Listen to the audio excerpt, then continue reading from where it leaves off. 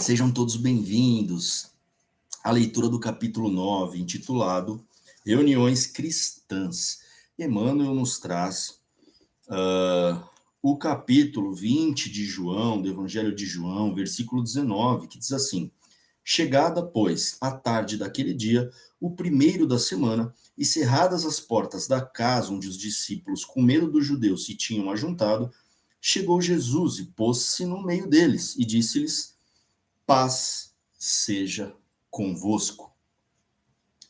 Emmanuel nos comenta: desde o dia da ressurreição gloriosa do Cristo, a humanidade terrena foi considerada digna das relações com a espiritualidade. O Deuteronômio proibira terminantemente o intercâmbio com os que houvessem partido pelas portas da sepultura, em vista da necessidade de afastar a mente humana de cogitações prematuras. Entretanto, Jesus, assim como suavizara a antiga lei da justiça inflexível com o perdão de um amor sem limites, aliviou as determinações de Moisés, vindo ao encontro dos discípulos saudosos, cerradas as portas, para que as vibrações tumultuosas dos adversários gratuitos não perturbassem o coração dos que anelavam o convívio divino. Eis que surge um mestre muito amado, dilatando as esperanças de todos na vida eterna. Desde essa hora inviolável ou inolvidável, estava instituído o movimento de troca entre o mundo visível e o invisível. A família cristã, em seus vários departamentos, jamais passaria sem o doce alimento de suas reuniões carinhosas e íntimas. Desde então, os discípulos se reuniram tanto nos cenáculos de Jerusalém como nas catacumbas de Roma. E nos tempos modernos, a essência mais profunda dessas assembleias é sempre a mesma, seja nas igrejas católicas, nos templos protestantes ou nos centros espíritas. O objetivo é um só: procurar a influenciação dos planos superiores, com a diferença de que nos ambientes espiritistas a alma pode saciar-se com mais abundância, em voos mais altos, por se conservar afastada de certos prejuízos do dogmatismo e do sacerdócio organizado. Vejam que tem aqui muitas reflexões que nós podemos aferir, né? Ou até mesmo estudarmos sobre esses comentários que Emmanuel faz dessa passagem de João, né? E uma coisa interessante é que a vinda, aqui como Emmanuel nos coloca, né, de Jesus, ela vem como rasgar o véu, ou rasgar os véus dos entendimentos, né? Então, como ele diz, o Deuteronômio proibira terminantemente o intercâmbio com os que houvessem partido pelas portas da sepultura, em vista da necessidade de afastar a mente humana de cogitações prematuras. O que a gente tem aqui neste trecho, né? Isto, obviamente, que gera uma polêmica muito grande e muitas controvérsias, né, acerca de o que era proibido no Antigo Testamento, ou Velho Testamento, como intercâmbio do mundo espiritual com o mundo material, porque Moisés proibira então. Mas aqui é muito interessante, as palavras de Emmanuel são muito bem colocadas, cirurgicamente elaboradas, para que nós possamos ter um entendimento um pouco mais abrangente, que é o seguinte: ele diz que isto foi feito para afastar da mente humana cogitações prematuras. Pessoal, aqui a gente precisa entender o seguinte, né? Toda lei, toda proibição, ela vem de algo palpável, algo que ocorre, algo inerente à vida real.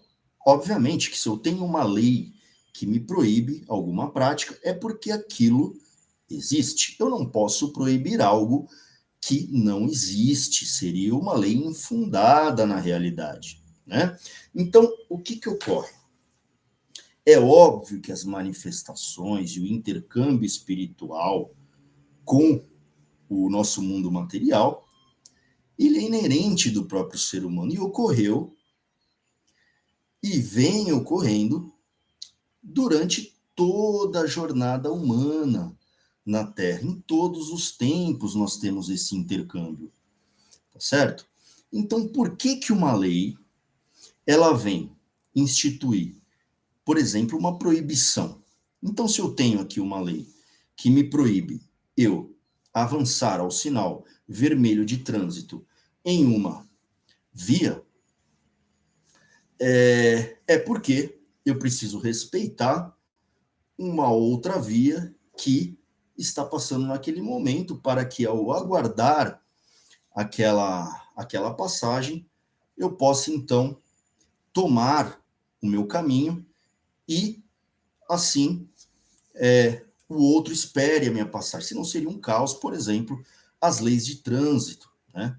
Agora, nós precisamos diferenciar também aqui uma coisa que é muito importante da lei divina, da lei humana, ou das leis humanas. Por quê? Porque a lei divina, ela é imutável e eterna, ao passo que as leis humanas, elas são mutáveis, porque uma lei, ela diz respeito a ou às práticas daquela sociedade, daquele povo, naquele contexto, daquele tempo, daquela época vivente. Então, as leis humanas, elas se modificam de acordo com o grau de entendimento, né, ou das relações humanas que estão acontecendo em determinado período, em determinado povo, em determinada consciência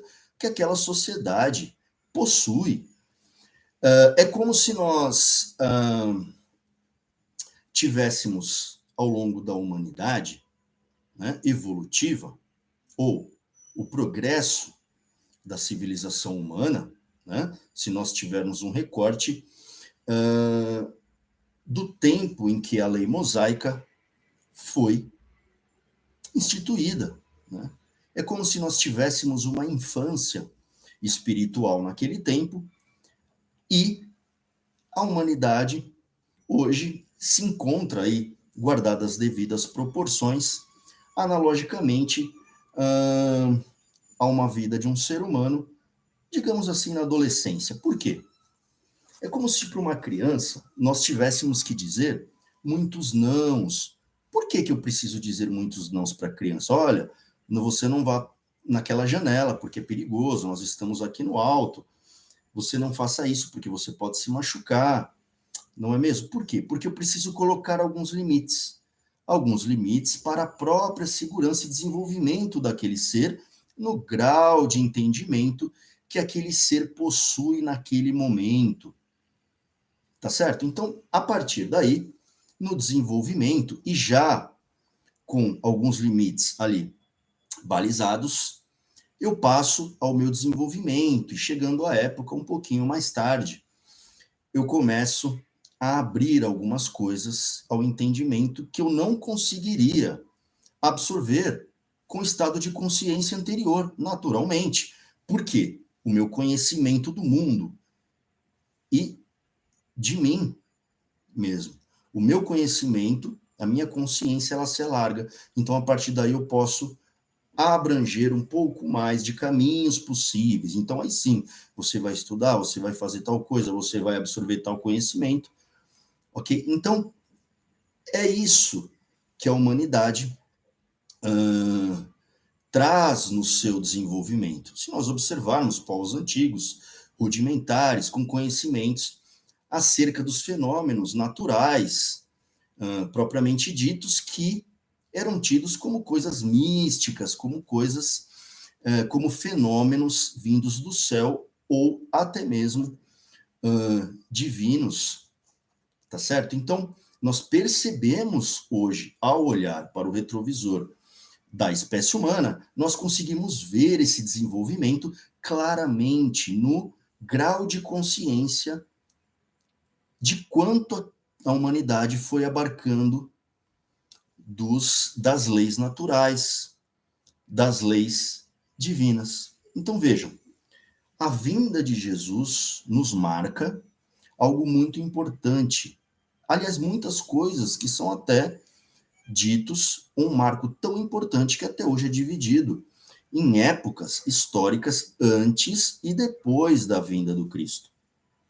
Então, quando nós observamos com mais detalhe por que se proibiam certas coisas, nós entendemos que algumas coisas eram proibidas por conta de, na época, falsos profetas, charlatanismo, abuso desse intercâmbio, né? E aí entra numa série de outras coisas que nós podemos entender o porquê certos fenômenos eram tidos nas leis antigas como proibidos, tá certo? Mas como é algo inerente ao ser humano, temos o advento do Cristo.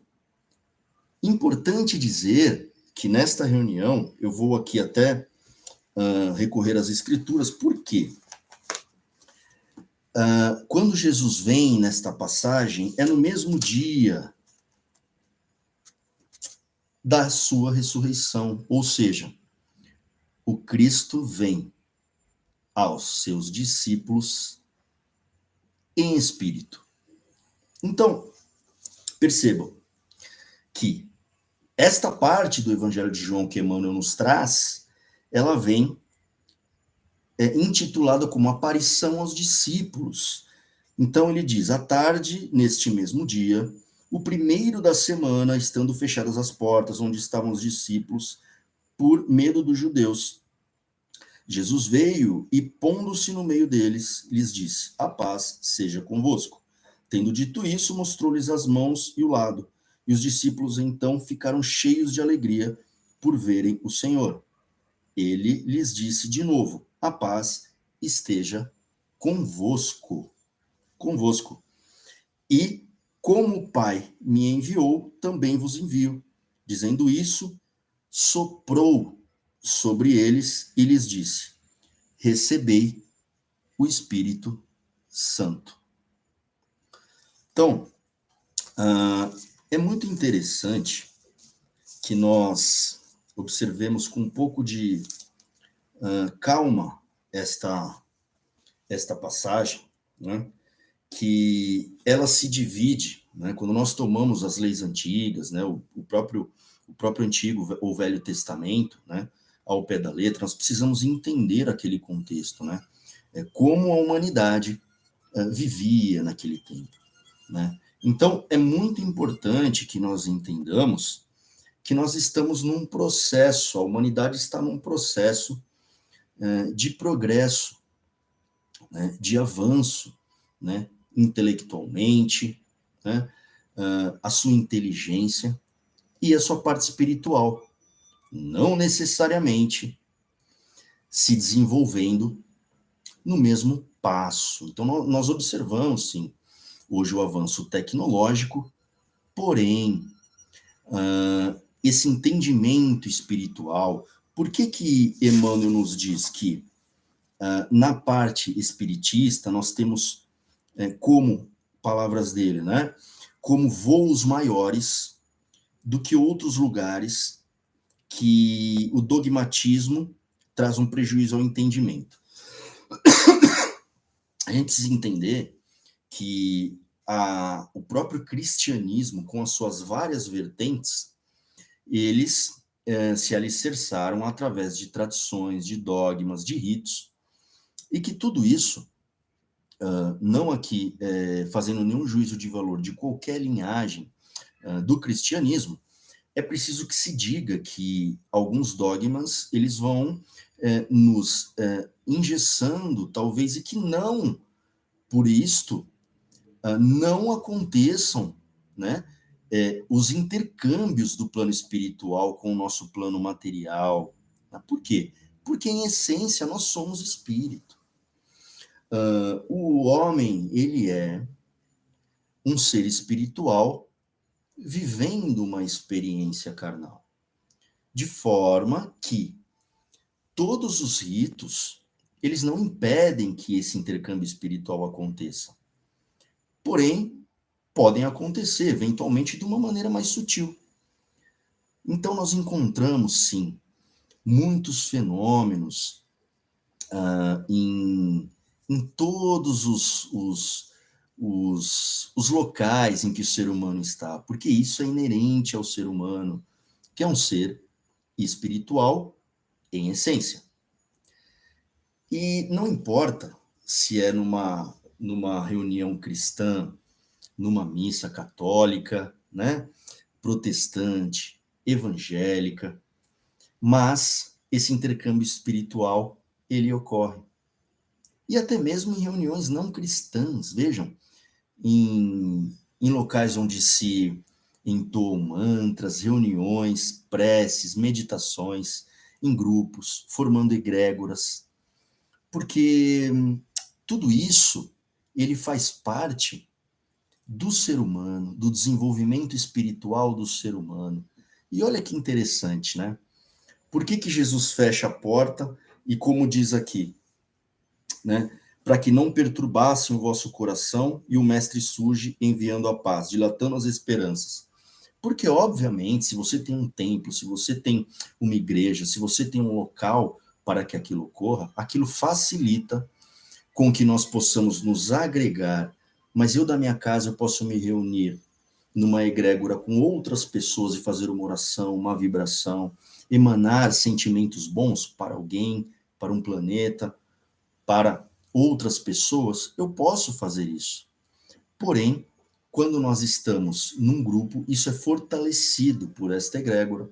Então, é neste sentido, é de um aprimoramento de uma coisa que já é inerente ao ser humano. Então, vejam, olha que bonito, em João, né, no Evangelho de João ainda, porém, agora, no capítulo 3, que trata do encontro do mestre com Nicodemos. Vejam que Nicodemos era um doutor da lei, mais velho que o Cristo, em sua idade humana, mas em espírito, nem sempre a nossa idade atual, ela corresponde ao nosso desenvolvimento interno. Tá? Vejam que nós encontramos pela vida pessoas de cabelos brancos ou mais velhas, com atitudes ou pensamentos ainda imaturos. Nós encontramos isso. Obviamente, nós encontramos pessoas mais jovens, na sua idade cronológica de uma vida, mas com um conhecimento já amealhado ao longo de séculos e milênios. Isso pode acontecer. Então, nós não podemos observar o desenvolvimento espiritual de alguém olhando a aparência física, porque é muito bonito. Nicodemos se refere a Jesus. Quando Nicodemos vai ter com o mestre, ele pede que seja organizada uma reunião com Jesus de madrugada e fora do tempo comum onde ele poderia ser visto, ou seja, ele foi secretamente conversar com Jesus, porque ele já sentia que ali se tratava de um mestre, porém não queria ser visto. Ele, como um homem mais velho, como tido um doutor da lei, se dirige ao mestre como rabi, ou mestre. Muitas vezes era também em hebraico dirigido este nome a Deus, mas geralmente rabi queria dizer mestre. E Nicodemos, então, se dirigindo ao Cristo, ele pergunta várias coisas, não vamos entrar aqui porque é muito bonita essa passagem de Nicodemos tentando entender como que era o mundo espiritual, né?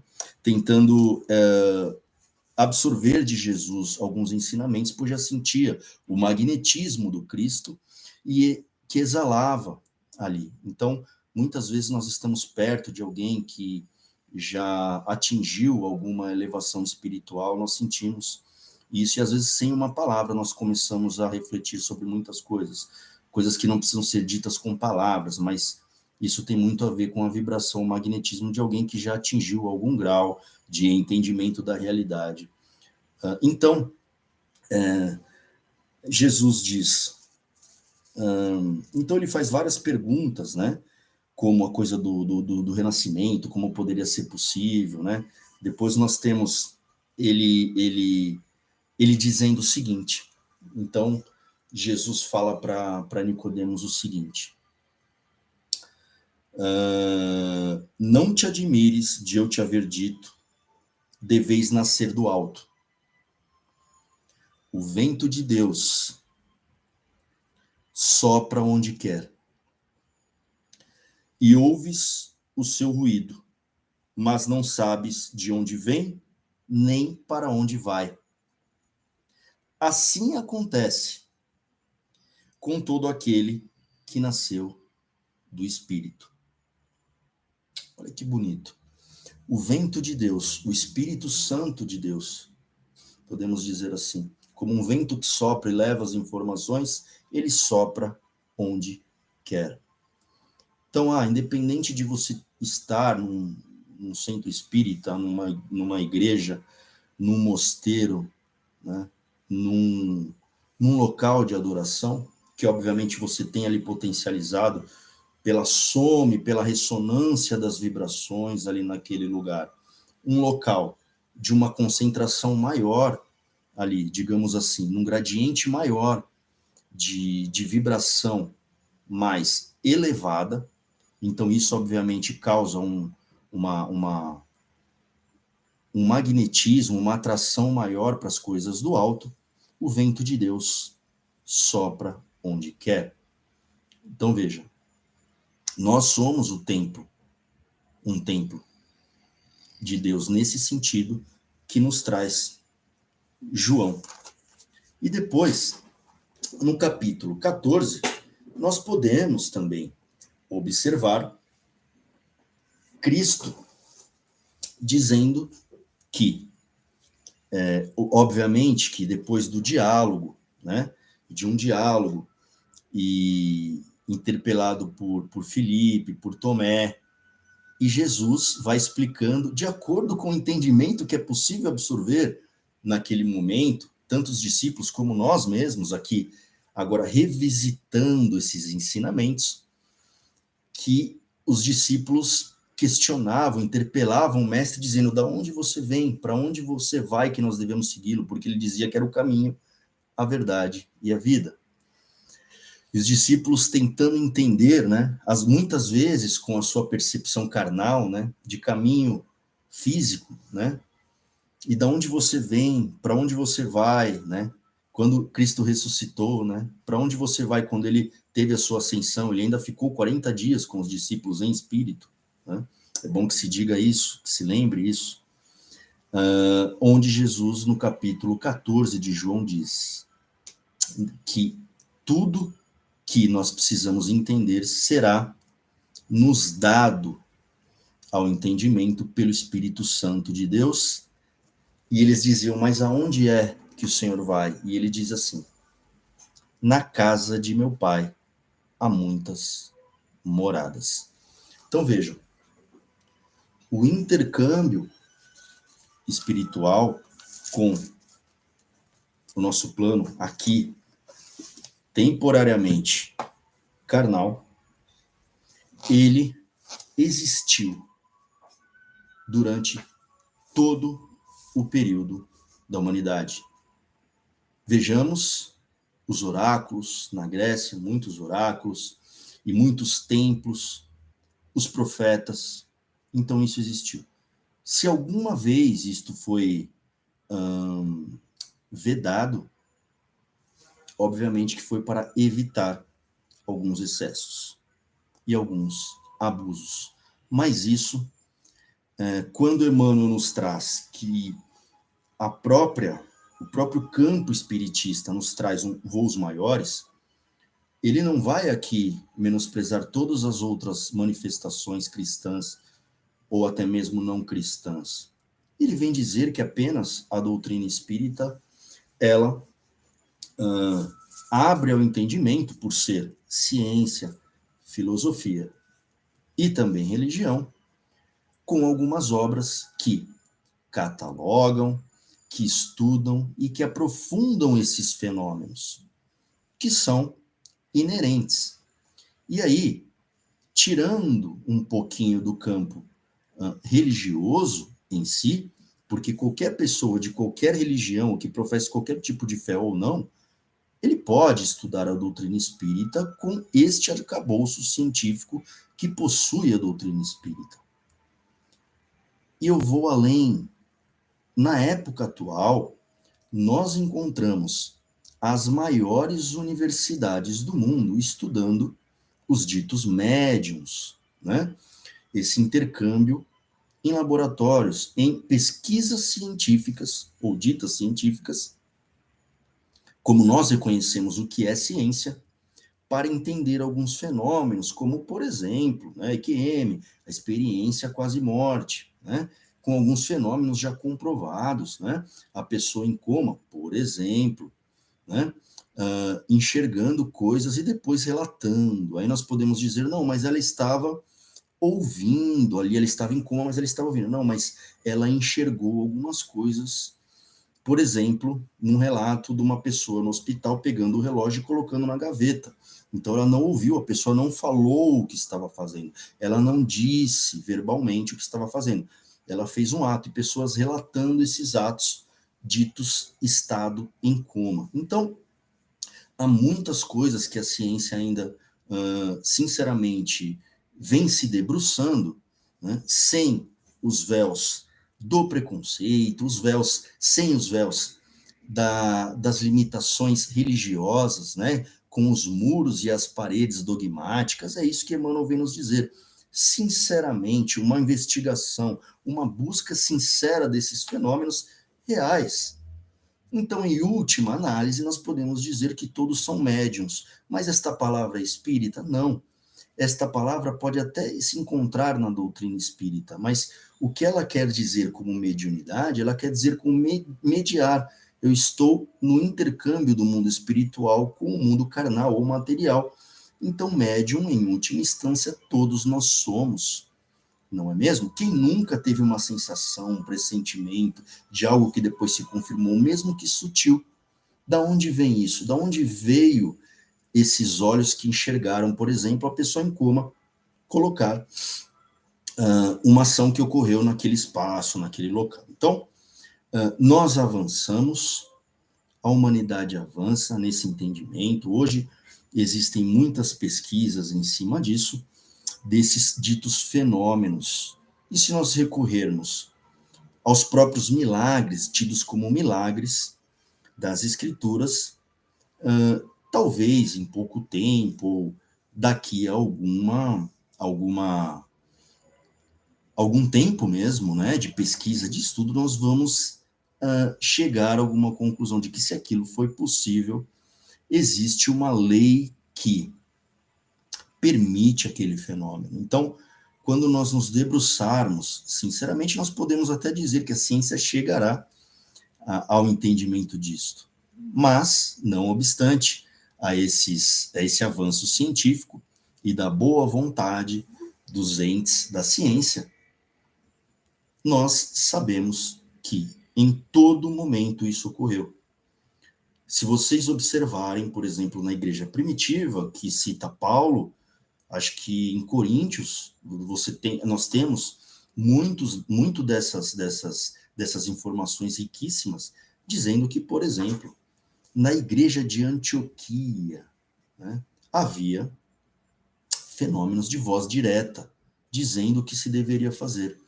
E tantos outros fenômenos que nós sabemos que existiram e que continuam existindo. Então, aqui fica essa reflexão de Emmanuel. O Evangelho de João nos traz passagens riquíssimas também sobre isso,